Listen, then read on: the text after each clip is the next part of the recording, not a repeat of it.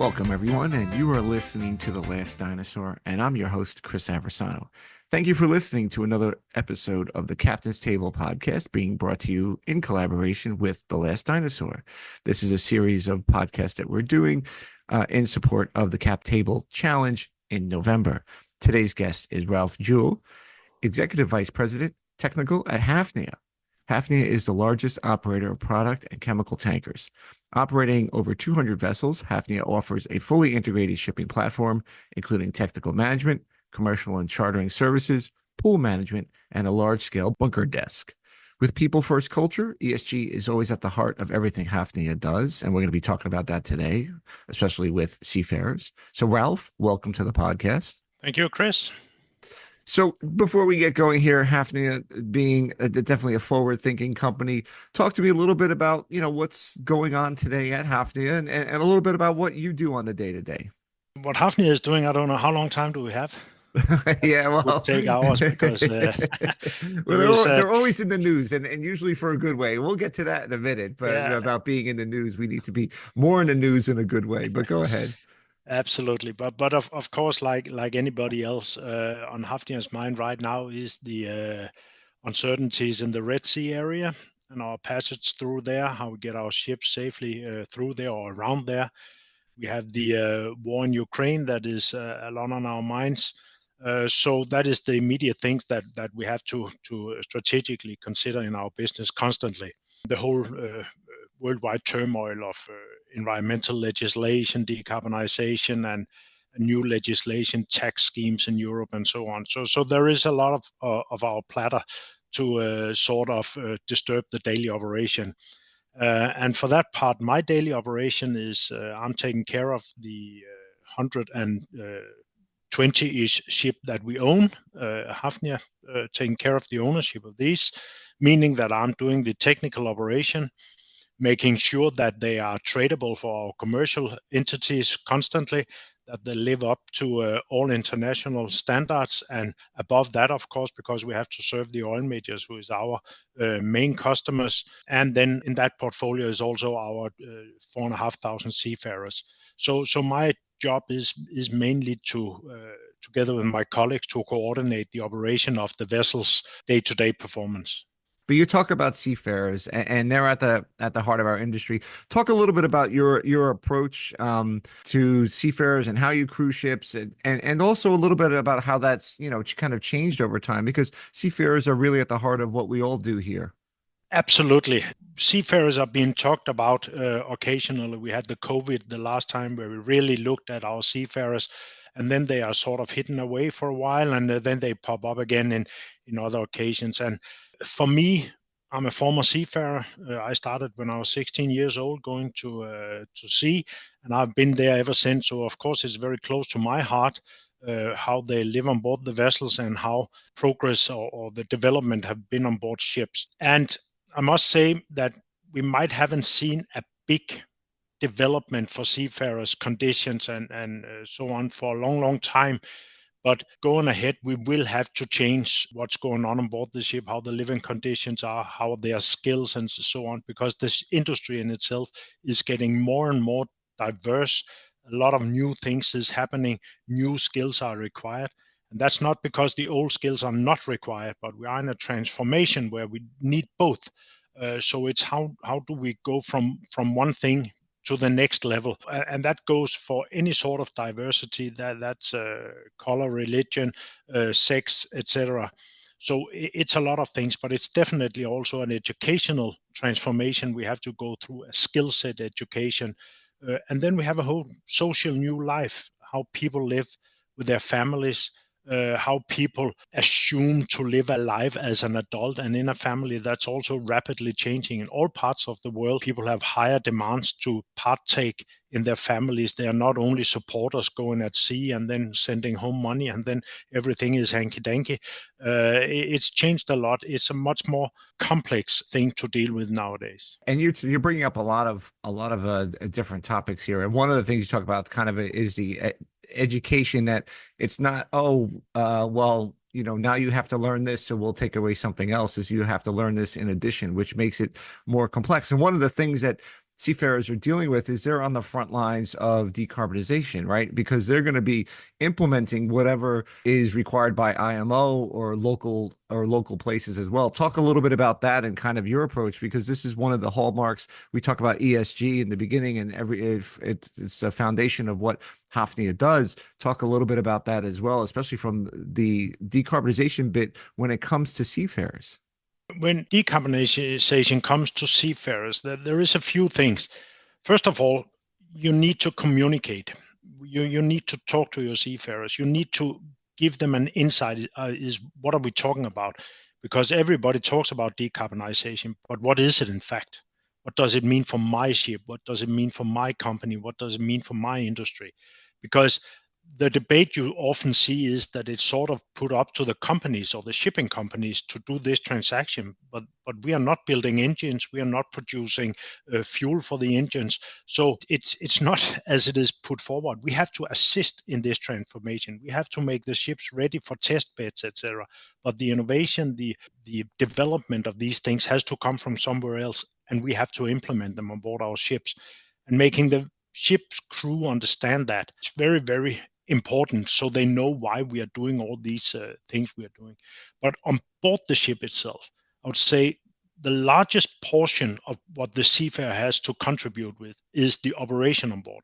How do I operate a boiler? How do I operate my inert gas plant? How do I utilize my power from my auxiliary engines and so on? Heat distribution on machinery. So it's a lot about a new thinking for the seafarers, how to save energy and thereby emissions. And then from a company and a seafarer's perspective, there is a lot of new equipment, both digital equipment that can assist the ship in optimized operations, but also physical installations that you put on board, which has to be operated and so on. Every time you put a piece of equipment on board a ship, you need to educate the staff. So that is where it comes with education, that we are bombarding the ship with a lot of equipment, and they need to adapt all this. And that's where education is difficult, because if you look historically, you had a STCW standard where you educate seafarers in certain sectors. If you're an engineer, you need these and these sectors to be fulfilled. If you're a navigator, you need this and this and this. And that's mighty fine. But when you come on board a ship, you might have methanol fueled engines, which you have not been taught about. You have scrubbers, which you have not been taught about. You have ballast water treatment system. You have a lot of equipment out there, or new ECDIS systems, or anything that is highly complicated and digital equipment. And then you're sort of back to square zero. And that demands the company to have a very, very strong educational system or training system. Actually, I hate to say training, because you train monkeys, you educate people. So the educational part of or responsibility for a company is just growing and growing, because the pace new equipment is being developed. No educational system on a worldwide scale can follow that. So it's very much up to the various parts of the industry to make it happen. And you look at things as well, like, such as carbon capture, which is becoming kind of an interesting thing. And then even as future fuels, which you hear talked about a little bit more, these molten sulfur nuclear reactors. I mean, you're adding a whole level of complexity that hasn't been there. And like you said, we've gone away from, first it was steam and then it was diesel, and then yeah, you could do some stuff with it, but generally it was the same. And now you're starting to talk about LNG and ammonia and all these other types of things that in the past it wasn't even talked about, let's say, seriously, 5 to 7 years ago. Absolutely. And it's of course it's highly complicated systems that we're using, but I think digitalization can sort a lot about that. It's about trusting digital systems to make changeover, to control the gasification and purging of your systems and so on. So I think that can be sourced out. And all the talk about how dangerous it is, I think that is manageable. We will together with the class societies, with the makers, etc., we will make very solid systems for controlling all that. But again, your seafarers have the overall view of this. They need to know what is going on, how to source the right engineers, or etc., to cope with these new features that are on board. So it's a high level of education you need to implement. And I think that that's really interesting because you talk about, the education, but it's also at a crew level and then kind of at your level, it becomes a change management sort of thing as well, right? Because you're talking about changing the way people do business, and we'll get to digitalization in a second, but certainly just on the day to day, a new ECTA system, or let's say you're going to implement a routing company that will save you 2%, right? But and it may not look like a lot, but then you couple it in with hull paint and maybe something to do with the propeller and rudder system, and all of a sudden that gets you 8%, right? And carbon capture can help you there. So I think it's the change management of, like you said, the mindset thinking of each of these things, and heat balance and stuff like that can add to the whole of the energy and the decarbonization push. Yeah, absolutely. And one thing we shouldn't forget is now the way ships are traded is suddenly also important, because before you could just point at one department and say, you do some emission reduction and I'm trading the ship. But that's not how it's going to work anymore under the CII system. The charterers, shippers, they will also have to look into how do we trade the ship.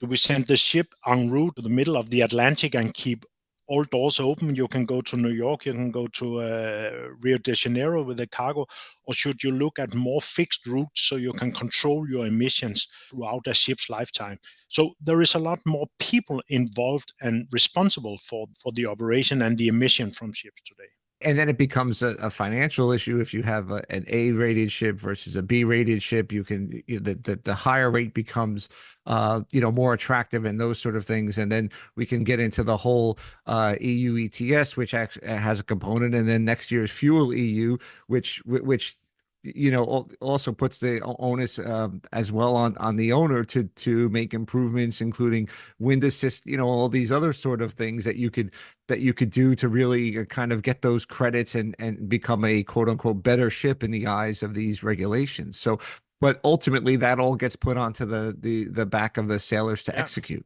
Absolutely. But you brought up something else before. We talked about the seafarers and they're adopting their kind of way of living and or needing to do that. One of the big things is connectivity, and talk a little bit about kind of how your approach there, because connectivity is a two-part: is the seafarers and staying in touch with their home and maybe having some benefits there. And we've talked before on this podcast about some of the downfalls, being over-connected, but you have to stay focused on your work. So how to manage that. And then the other part is all the data that is being collected on the ship can now be maybe offloaded a little bit more consistently for more real-time decisions. Talk a little bit about kind of the approach to connectivity and those sort of topics. First of all, over-connectivity. That's one of my approach to that is I look ashore, see how people deal with connectivity ashore, and we have to do the same as sea. This putting restrictions on people, keeping them in a sort of a jail is wrong. These people we send out there, we trust them millions of dollars of ships worth, billions of dollars of cargo value, and then we want to control how much they look into their telephone. That's a no-go in my eyes. If I want the qualified and the correct or the right people on board the ships, I have to trust that they can cope with electronical means. And the young people today, that we will never get them at sea if you start to restrict them for how much time they can use on the phone. Imagine, Chris, you are in the bed at night, 10:30, you want to see your lovely Netflix series, and then suddenly, bing, you have to sleep now. You have to get up to job tomorrow. Come on, that's not the way we do it. So I hate this talk about restricting the seafarers. You need to talk to them. You need to ensure that they have the right attitude, that the right culture of using this, that the captain and the crew on board talk to each other, assist each other. If they see a seafarer drifting off, you being too tired when he comes to duty and so on, assist, help, like you would do ashore. We shouldn't treat them differently. But it opens up a twofold thing, because another issue is, of course, that when you are connected 24/7 to the internet, the seafarers are also aware of what's going on in the family. That means if a kid is falling, scraping his knee, that's suddenly the seafarer's problem as well. It wasn't like this. He was totally ignorant before he didn't knew before 3 months later. But now and all the wives or the husband's frustrations will immediately be passed on to the person on board. And that's where we in Hafnia start to talk to our families. We'll actually start to educate families, talk to families about the effects of their behavior.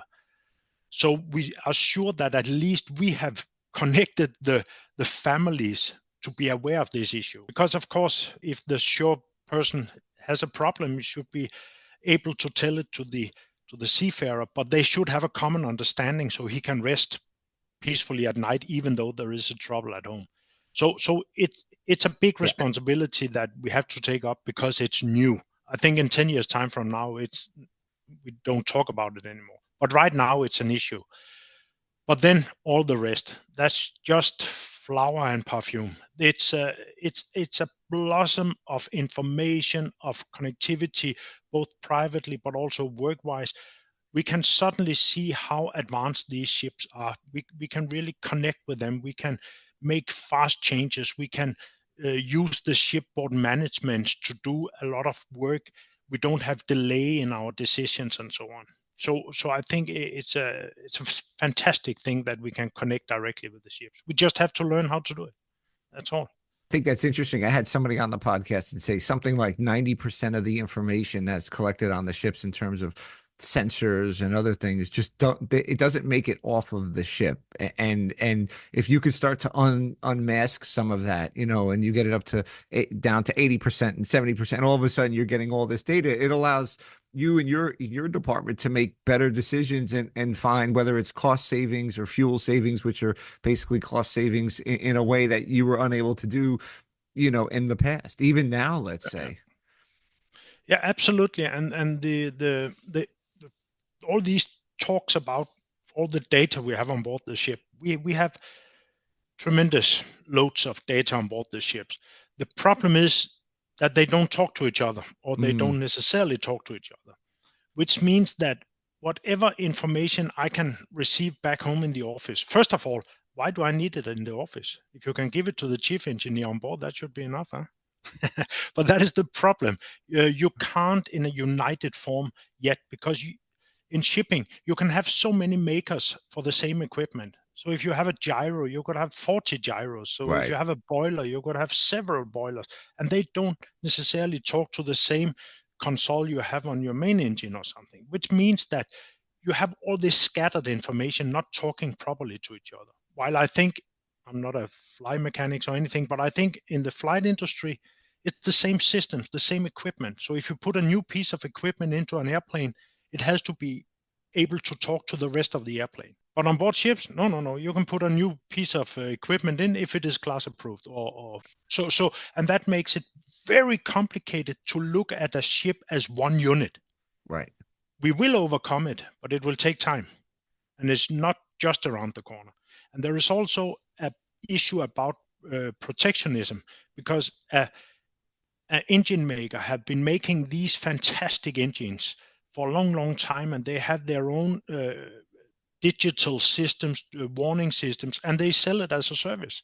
So they say, you pay us this, we look at your main engine and tell you what to do. And you don't just change that overnight and say, oh, now it's a new digital world, so now I give it all away for free, so it can talk to everything. It's not the way it works. So it will take time before we really get the benefit of these united overview of vessels. It's interesting because it brings up a topic that I speak about recently here, and had I moderated a panel talking about collaboration, right? And you talk about collaboration, let's say amongst charter, ship owners and cargo owners, amongst the ship owners, not in a kind of in kind of a a fair trade sort of thing, but in a kind of exchanging of good ideas. And this, I think, is just going to be an evolution of that, right? I think it's going to be an evolution, because you're looking at companies doing it not only with the emissions and things like that, but then starting to share best practices and collaborate with cybersecurity and these other things. And I think it's going to be over time that the manufacturers are going to have to realize that ship owners like yourself that have 120 plus ships, you're going to want a little bit of ease. And then, because then, like, I think going back to your point, like, yes, it's the chief engineer needs to have this information, but then if that ship is one of 6 sister ships, then you want to be able to start from an office level to say, are the performances the same? Is there a problem on ship number 2 that we're not seeing with? Is this an early warning, or is this something that's an anomaly? So I think that's a lot of that good that could come out of it. But I do believe you're right, though. I think it's the manufacturers have to realize they have to start thinking about what line becomes proprietary and what line becomes kind of common domain for the person that purchased the main engine or what have you. Yeah, yeah, Yeah. exactly.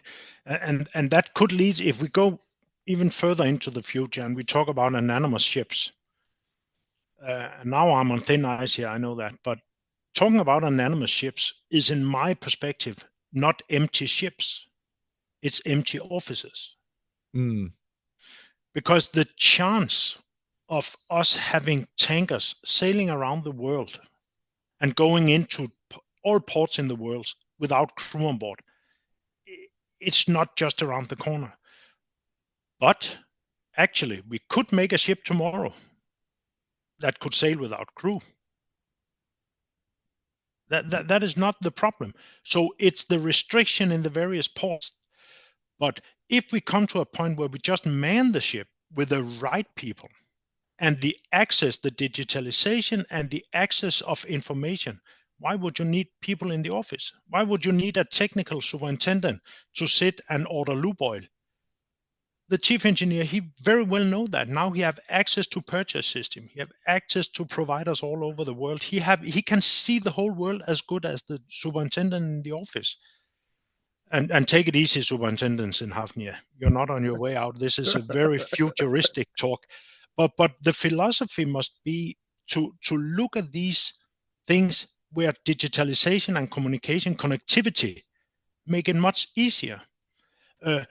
Why do we need a person ashore to ask for an agent in Rotterdam? The captain knows he needs an agent. Right. He can book the agent himself. So there is a lot of things that I see when the ships and the crew, when the equipment and the crew skills are developed enough, then autonomous ships will mean empty offices. That is definitely something I believe in. I go back to your point about autonomous ships. I always look at, so you're going to have a ship, and I look at, only because the numbers are so spectacular, a VLCC with fewer crew and that much, and the value of that cargo that's on board, plus the value of the ship, you're talking about hundreds of millions of dollars with 2 people. It just doesn't, like, would you have, a floating factory? I mean, it just, to me, it actually becomes a security or or security risk or other risk that it becomes like, kind of like, why would you want to do this, with a even further limited crew? That's a whole other topic. Yeah. And we won't let you get in trouble with your Hafnia superintendents, because, we got to keep there. But what you and I had an interesting discussion. I'd like to hear your view, or I'd like to share the view with everybody. Just for those that don't know, the way that podcasts work is sometimes I'll have a little chat with the guest beforehand. And Ralph and I were talking, and he said, the name of your podcast, The Last Dinosaur, I'm not sure if I agree with that. Talk a little bit about why maybe we're not the last dinosaur or so far behind. Yeah, but that's because it's very close to my heart. When we talk digitalization and ships today, and people still think that people sleep in hammocks on board, and that they are still using the sextant and all that. Then when I hear the old dinosaurs, that's something confirming that this is how it is, and it is not. These ships, as we talked about, ships built today, they are super sophisticated. Right. They are super digitalized. They have chart list tables. They are using the chart tables on board by just with finger touch screens. The engine control rooms, you don't see a push button. Everything is mouse and computer pads, rows and rows and rows. So it is super, super digitalized. But as we talked about, they don't talk very good to each other, the various Right. systems. Right. But it is there. It is definitely not last dinosaurs. I think why somebody have that feeling is that the the connectivity have changed within the last 5, 6, 7 years. Only there we start to have true internet on board the ships, and that is far from all companies today that even have internet on board. Right. But that's like a ketchup bottle. Now you start to see how fantastically modernized these ships are. So now we just need to get used to this connectivity so we can really utilize all that knowledge we have on board the ships. We talked about superintendents before. I'm sorry, guys, I'm not pushing you out, but most of the superintendents are former chief engineers. But we have never utilized the chief engineers on board the vessels truly because we couldn't get in contact with them as we wanted to. But you can today. Yeah. Yeah. And So it's a whole new world that is opening up with all this direct communication, and it's merely us getting used to get in contact because they're definitely not. There's no dinosaurs out there, not at all. It's agile tigers. agile tigers, yeah, or Yeah, evolution of dinosaurs. I think it was the birds yeah. or next or something. I don't know. A lot Absolutely. of birds, lot of hawks and falcons out there. Yeah, But yeah, one of the things that we talked about a little bit is kind of keeping the seafarers and educating them and making it a more attractive place. When you start to look at the next generation of folks, whether it is seafarers or people that you work in the office, whether it's on the chartering side, ops, or even on the tech and IT side, and and you have somebody, maybe somebody's daughter or son or some intern come in and they're looking at different companies, why would you tell them to come work in our industry, whether it's a seafaring career or something ashore? um, I would definitely recommend people to work in the shipping industry, and especially now, because the transformation that we are going through now, as we talked about, the autonomous ships are going to come somewhere in some shape in the near future. The whole transition in fuel consumption, the opportunities to come around the world, see the world, work with the world, um, the knowledge you get of running a factory that is not planted somewhere in a local community where you have fixed rules, but it goes into various jurisdictions with various legislation. It just broaden your horizon tremendously. So I think that it is a super interesting industry to be in. And I'm pretty sure that it will open up doors for a lot of other industries if you get tired of sailing or whatever. And I actually foresee that seafarers is maybe not a lifetime occupation anymore. Maybe we'll see a lot of youngsters get in there, get a super high-tech education with some navigational or mechanical engineering on top or as the base. And then they will disappear either to other places in the industry or to other industries. But we just have to adjust to that and make sure that our systems and procedures and processes can cope with that. But I think I would definitely recommend everybody to take 10 years in this business and really get tested on from anything from ugly emergencies, harsh situations, strange legislation in some parts of the world, to New York, to Singapore, to Chicago, whatever you see. So no, it's definitely a place worth coming for youngsters. That's for sure. And I think with connectivity, especially for the seafarers, and we talk a lot about just in the industry about the potential seafarer shortage that we have coming up, which I think will be made worse, or not made worse, but certainly more acute with all the legislation that's coming on with the fuels and having to have, like we started this conversation with, more education and more kind of understanding of how this fits in. I think there's a great opportunity, like you said, to kind of understand how it all fits together and either stay in the industry or do something different where it's being impacted. And yeah, the seafaring part is difficult, but like you've said, it's kind of, we think, getting better, especially when it comes to connectivity and kind of living almost a similar lifestyle. Yeah, there's some parts about going out and being with friends, which we'll never be able to replicate, but certainly you can lessen that impact. And with the number of jobs forecasted, it's a very sure bet, at least from that point of view. I fully believe that, because in Hafnia we are running a project we call Culture Lab. And that was an idea that started 5, 6 years back, where we said we need to have this diversity, and we were traditionally thinking, like most of the industry, if you have to be diverse, you need to bring a woman in or a woman in. So that was, so put two on this ship and two on this ships, and then tick, then we have so and so much women. Right, right. And we said, no, no, no, this is not the way to do it. Let's think bigger than this.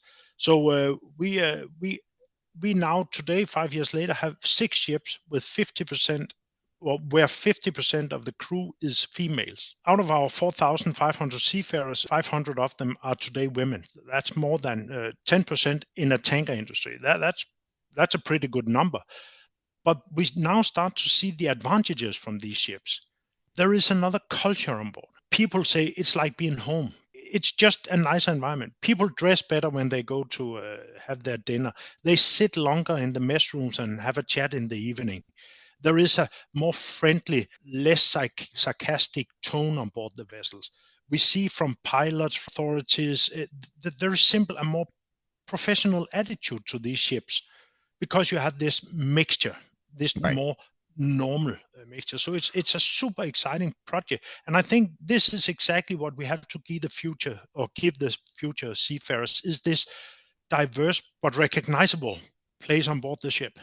Yeah, and I think that that is very true, because if you even look at shoreside things in certain areas, it seems to be more male dominated. But as you start to see that transition, it becomes, it does. I could look back at my own personal experience with this, and you work in an office, even just an office environment where it's more, it's more normal 50-50, right? Closer to that number. You make that observation and go, wow, this is okay. This is not as like, everybody trying to show each other up or whatever, kind of just people take things the wrong way and kind of goes in the cycle. I think there's a different level. And I'm very curious. That's a very, very interesting and kind of real positive thing that you're doing. And hopefully others in the industry are doing it. And you're setting the great example, which is really pretty cool stuff, actually. There is this All Aboard Alliance, which is a forum that on a more broader level are doing similar things. It is driving the same philosophy of getting more and more female in, and measure on what is actually going on board the ship. So there is definitely industry bodies that is looking into this, as think that we can do so much to change the world. And this is just a little thing. But for instance, we have found out a very funny thing, or not funny, it's actually tragic. When we put, for instance, one or two females on board a ship, we often see that these females, they are mistreated in good faith from the seafarers, but they take this fatherly protection, because now you get these Mm, vulnerable women on board the ship. So, okay, I carry your suitcase, I help you with this job, it's very heavy job, and blah. And suddenly it tips over and it becomes a harassment thing. right, right. But on these ships where we have 50-50, you can carry your own suitcase. You can do that job your own. You're here to work. Come on, work. Right, So because you get a, it's it's less of a like, oh, that's the one off, right? It's more like, yes, no, there's like, I can't carry the suitcase for 50 people, or half the ship for 10 people, 12 people, yeah, 50. Well, because otherwise like, this is, forget no, about you got it. to Yeah, now, yeah, and I think, like with anybody else, male or female, you say, do you need a hand with that? That's a different story. it totally. become Yeah, it becomes like, it doesn't matter if you know what your chromosomes look like. Do you need a hand with it? I'm almost done with my job. Can I help you with yours so we can get this done and go on to another project? yeah. Yes, no, maybe, I don't understand something. And that doesn't matter whether you're sitting at a desk or sitting in the middle of the Atlantic Ocean, replacing a valve. I mean, it's the same thing, basically. So It's super nice to observe all these things and really see the benefit or see the value of it. right, The women, they report back, they love it much better because they don't want special treatment. right. They don't want this overprotection. They want to come there, do their dues, being a normal human when you're off duty, and so it's super positive Yeah, um, that's to fantastic. work But with I agency. imagine when your role, you travel a lot. You probably, travel over maybe to see the ships or see your offices. When you get on an airplane or maybe at your bedside there, anything of interest that you're reading right now? It could be fiction, nonfiction. It could be, I don't know, you're reading a technical manual. Who knows? So. No, I can go to sleep without reading technical stuff. I can fall asleep. But no, when I have to distract from this cruel world we see out here, I have to read about cruel worlds just 500 years back. So so right now I'm reading a Danish author, Erik Peterson, about our Christian II. He was the last emperor of the North, because the Okay. Scandinavian country once had a union uh, called the Nordic Union that was founded by a lady, actually, Queen Margaret the First in Denmark. She united Norway, Sweden, and Denmark into one union, Okay. and so she handed that union over, and now I'm reading about Christian II, uh, who was the last ruler in that union, and how it all broke down. So Oh, he was either a tyrant or a genius. Nobody really know. There's been a lot of talk about that. So I'm trying to figure that out right now. well, that sounds very interesting. Sometimes you can, what they say, the history is doomed to repeat itself. So, well, maybe not necessarily with the union there with the three countries, but we'll see what happens. Ralph, this was a great conversation. Thank you so much for coming on and sharing what's going on at Hafnia and sharing some of the real positive stuff, especially around crewing and to show that there is a light at the end of the tunnel with some of these issues that ship owners and the industry are facing. Ralph, thank you for coming on the podcast. Thank you for having me here, Chris.